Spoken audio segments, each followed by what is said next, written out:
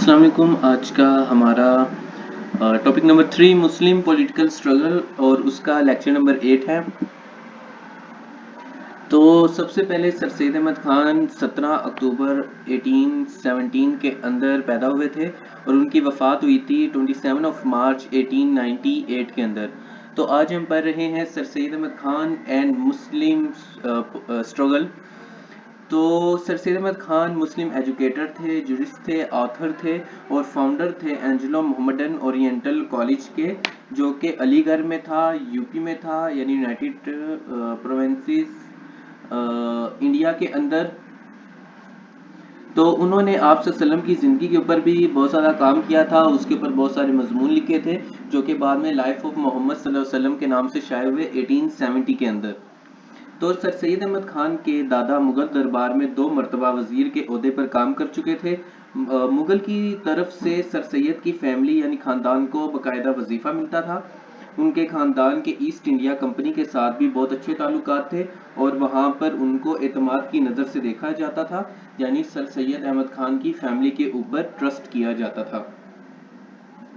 Sir Syed ने दिल्ली में उर्दू का जो पहले अखबारात थे, उर्दू के पहले अखबारात थे, उनमें से एक अखबार शाया किया जो कि उर्दू के इब्तदाई अखबारात में से एक था।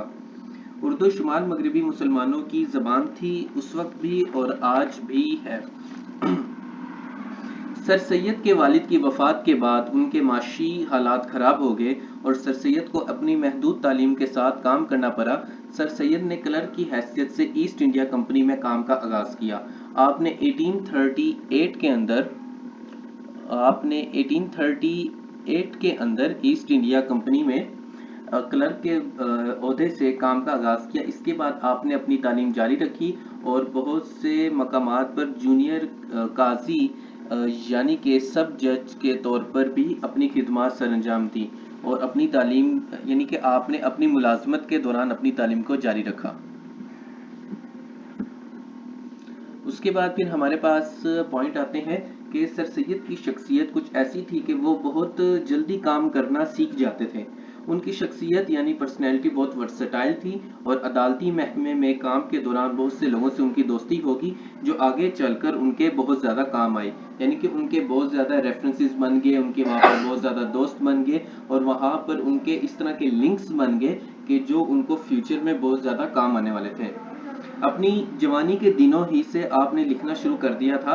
आप 23 साल के थे तो तब से लिख रहे हैं। 1847 में आपकी पहली तहरीर मंजर आम पर आई जिसका नाम था मोनूमेंट्स ऑफ द ग्रेट, और इसके अलावा आपके जो पंफलेट थे जो कि 1857 की बगावत के मुतालिक थे वो भी बहुत ज़्यादा मशहूर हुए। सर सैयद अहमद खान ने अपनी तहरीरों से अंग्रेज़ को बताया कि असल में 1857 की जंग आज़ादी की जो बगावत थी उसकी वजूहात क्या थी, वो कौन से इख्तलाफात थे जो कि हिंदुस्तानी कौम के दरमियान थे और अंग्रेज़ों के दरमियान थे, यानी कि एक गैप ऑफ कम्युनिकेशन था जिसकी वजह से अंग्रेज़ और हिंदुस्तानी कौम एक दूसरे को समझ नहीं पा रहे थे। और इसके अलावा आपने बहुत सारे पॉइंट्स दिए, बहुत सारे आपने वजूहात बताई जिसकी वजह से 1857 की जंग आज़ादी हुई थी। और आपने आप सल्लम की ज़िंदगी के ऊपर भी काफ़ी काम किया, चूँकि आप एक मगरबी घराने से ताल्लुक़ रखते थे तो वो यानी कि वो अंसर भी आपकी शख्सियत में नज़र आता है। इसके अलावा आपने बाइबल के ऊपर कई मजमून लिखे और मुसलमानों और अंग्रेज़ों के दरमियान इख्तलाफात को कम करने की कोशिश की। 1858 के अंदर मुरादाबाद में आपने एक मदरसा बनाया। 1863 में गाजीपुर में एक मदरसा यानी कि स्कूल बनाया, यानी कि आपने एक स्कूल मुरादाबाद में 1858 में और एक स्कूल 1863 में गाजीपुर में बनाया। इसके बाद आपने साइंटिफिक सोसाइटी की बुनियाद रखी।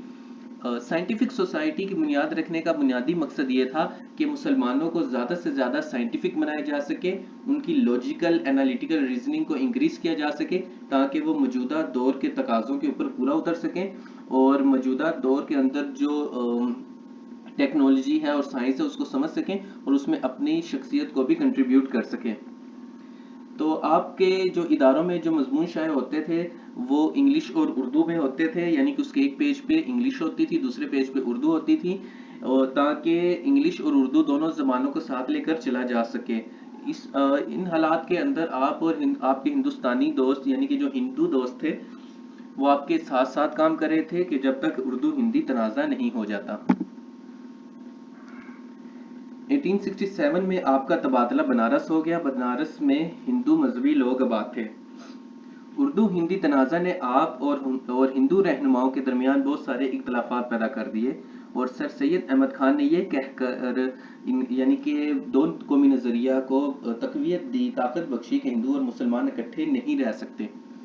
1869 टू 1870 के दौरान जब आप इंग्लैंड के दौरा पर थे, तब आपके दो बच्चे सैयद महमूद और सैयद हमीद भी आपके साथ थे।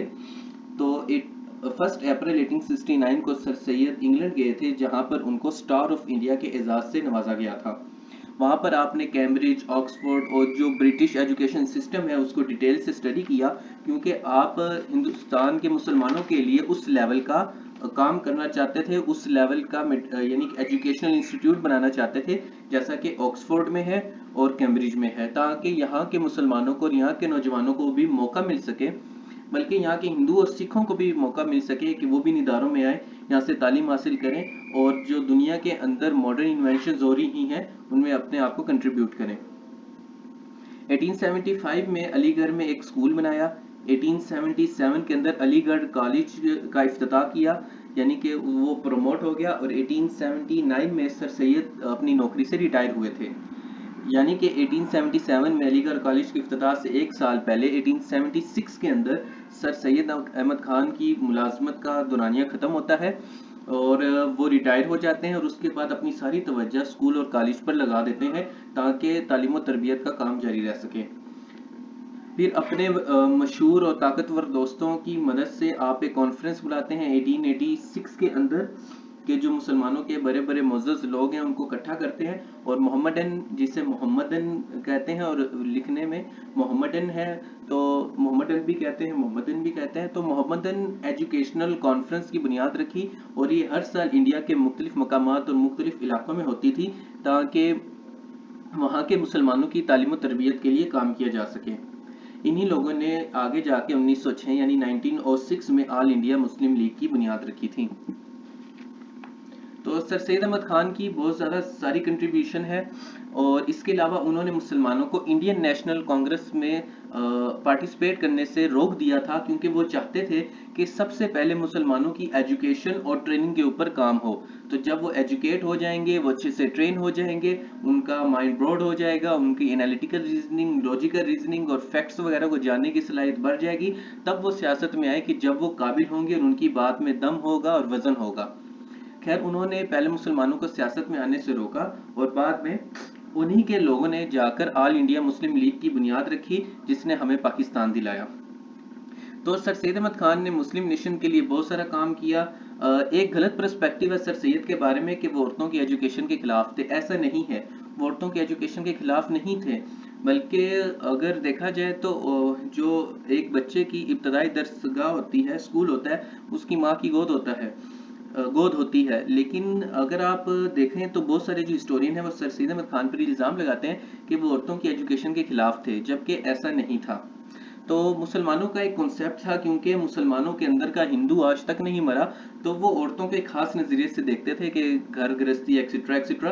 तो सबसे पहले वो मुसलमानों को एजुकेट करना चाहते थे। उसके बाद फिर एक इसके अलावा उन्होंने वुमेन स्कूल्स, यानी कि बहुत सारे जो मुसलमान थे वो वुमेन स्कूल्स भी बना रहे थे। तो ऐसा नहीं है कि औरतों की एजुकेशन को बिल्कुल नज़रअंदाज कर दिया गया था। तो चैनल पर आने के लिए और वीडियो देखने के लिए आप सब लोगों का बहुत बहुत शुक्रिया। तो ये चैनल आपको CSS की तैयारी करवाएगा, जहां पर आपको huge amount of academy fees पे नहीं करनी पड़ेगी। तो अगर आपके माइंड में कोई सवाल है तो आप वो कमेंट बॉक्स के अंदर कर सकते हैं। बहुत शुक्रिया।